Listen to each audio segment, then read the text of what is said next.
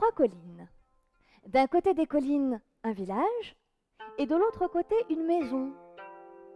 Dans cette maison, il y avait une famille, la maman et 3 enfants. Un garçon, une fille et un bébé. Ce matin-là, comme toutes les semaines, la mère était en train de préparer des galettes de riz qu'elle allait vendre au marché dans le village. Elle avait mis toutes ces galettes de riz dans un grand torchon, elle avait mis ça dans un panier. Elle a recommandé à ses enfants surtout de n'ouvrir à personne pendant son absence. Elle est sortie, elle a fermé à clé, elle a mis la clé dans sa poche. Elle a supplié l'empereur céleste de prendre soin de ses enfants. Et puis, sous ses pieds, elle a mis le chemin. La la la la, la la la la, la la la la, la la la la, la la la la, la la la la, la la la la. Aussitôt du ciel est tombée une corde.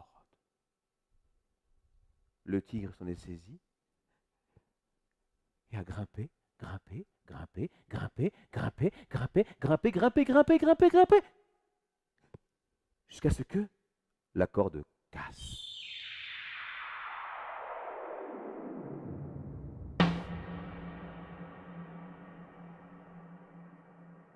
Le tigre était tombé au fond du puits,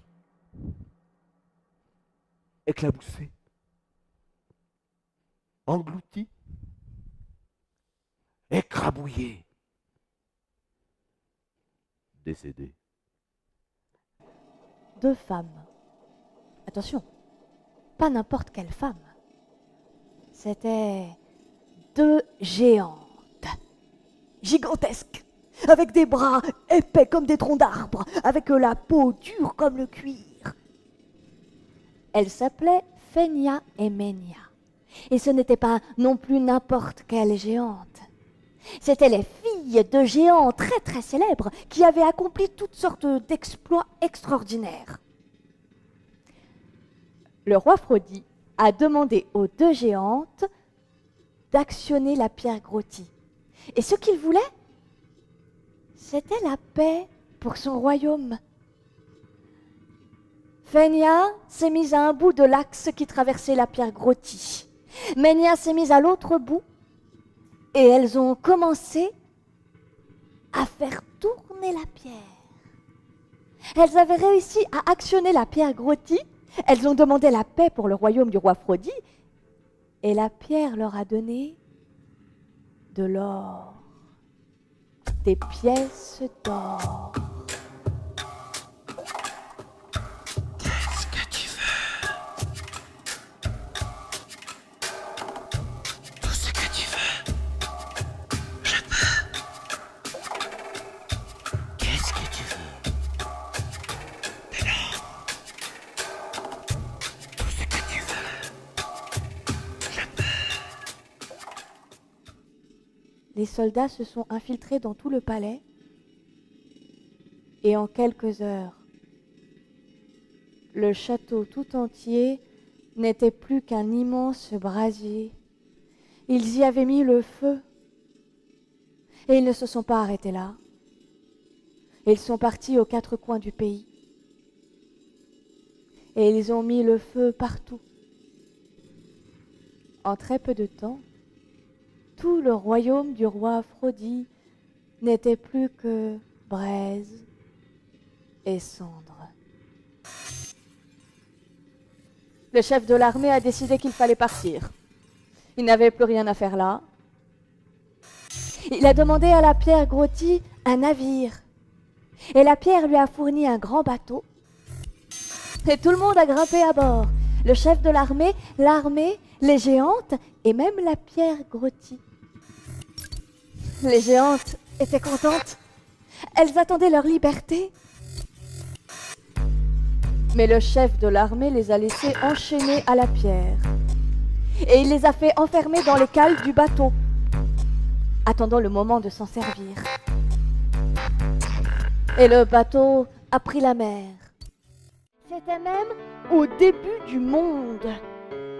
Et alors à cette époque-là, Le soleil et la lune n'étaient pas frères et sœurs, comme dans la première histoire, non, non, non. Ils étaient Amoureux. amoureux fous. Ils passaient toute la journée les bras dans les bras à se bisouiller. Ça se m'amourait. Ça gazouillait. Ça se câlinait. Ça se m'amourait. Je t'aime, je t'aime, je t'aime. je Ça se t'aime. susurrait des mots doux à l'oreille. Et c'était comme ça tout le temps. Du coup, quand le jour se levait, la lune ne partait pas. Elle restait dans les bras de son soleil. Et quand la nuit tombait, eh bien le soleil ne partait pas se coucher. Il restait avec sa lune, les yeux dans les yeux. Et ils étaient comme ça tout le temps, à se regarder l'un l'autre. Mais pendant ce temps-là, il s'en passait des choses sur la terre. Sur la terre, il y avait des montagnes qui s'élevaient, et puis des vallées qui se creusaient. Et dans la mer, ça commençait à frétiller. Et puis sur la terre, il y a eu des arbres, et puis des insectes, et puis des animaux. Et un jour, des hommes. Un matin, on les a poussés dans l'eau et le voyage a commencé.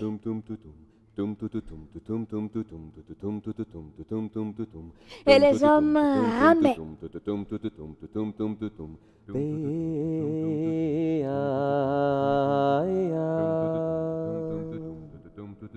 Le voyage allait durer. La nuit était noire, mais les bateaux avançaient.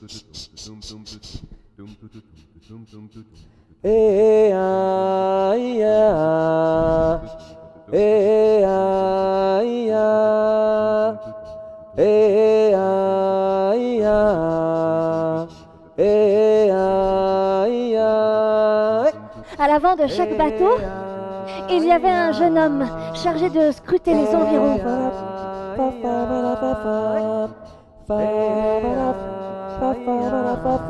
Le voyage durait.